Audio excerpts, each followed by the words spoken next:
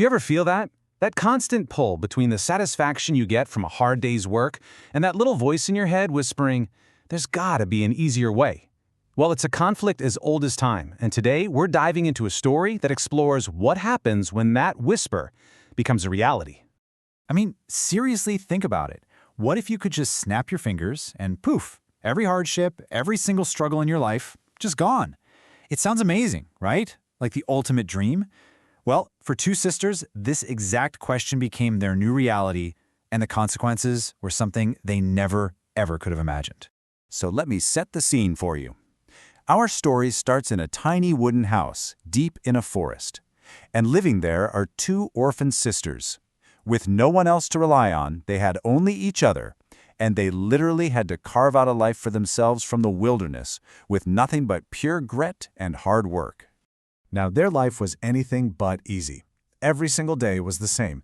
Grueling work cutting wood, followed by these long, exhausting treks to the village to sell it. They were always tired.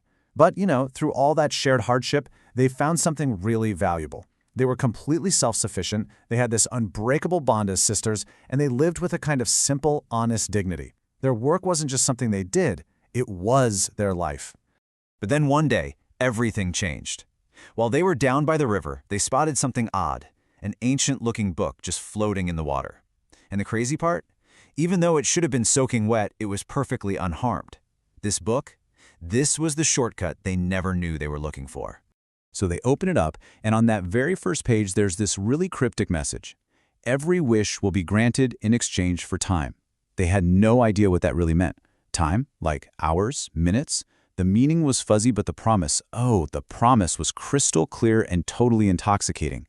Every wish will be granted. Later that night, feeling more bone-tired than ever before, the debate started. One sister was super skeptical, warning that they shouldn't mess with this kind of stuff. But the other, feeling the ache in every muscle, just pleaded, "Come on, let's just try it once. Just a small wish. What's the harm?" And that's a question born from pure desperation, isn't it? Something I think we can all understand. So, they make a deal. If they're going to do this, the wish has to be sensible. Not for gold or anything crazy, but for something practical, something to just ease their burden a little bit. So they wished that we might find the wood already cut.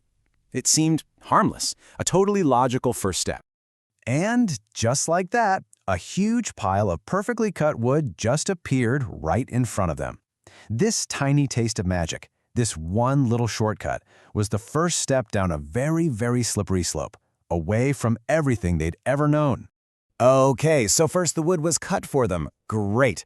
But that just meant they could sell more, which made them even more tired. So they wished for a hot meal to be waiting for them at the end of the day. Then, of course, carrying all that extra wood was a killer, so they wished for a donkey.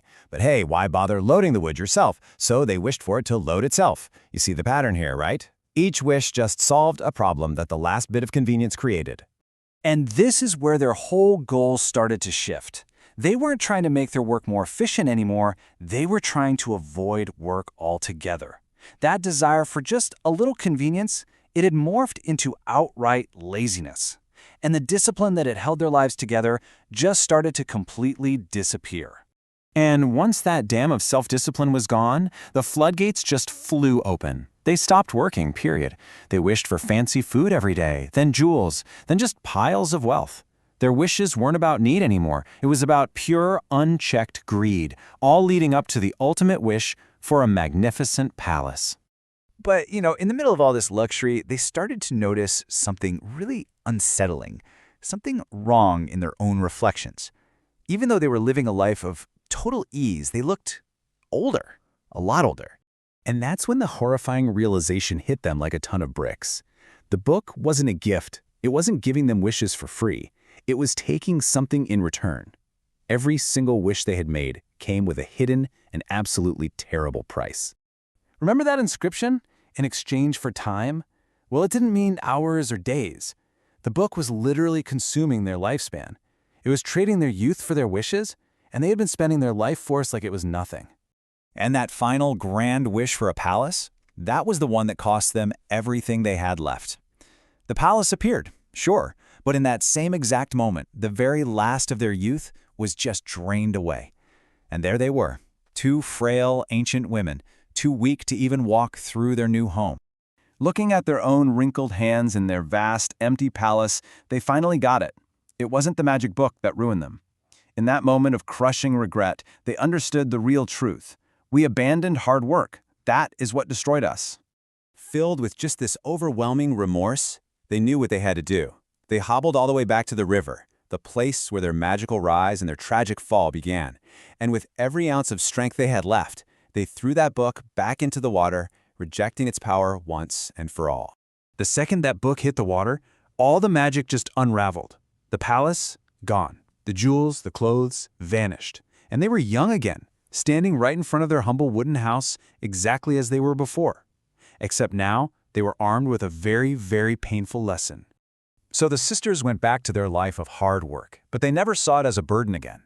They learned the ultimate lesson, that the promise of an easy life is a total trap, and that real peace, real satisfaction, well, that's not found in shortcuts, it's found in meaningful effort. And that really leaves us with a pretty big question for our own lives, doesn't it? In our world of instant gratification, a world that has a hack for literally everything, what do we actually lose when we always try to take the easy way out? This story suggests that maybe, just maybe, the struggle itself is the real reward.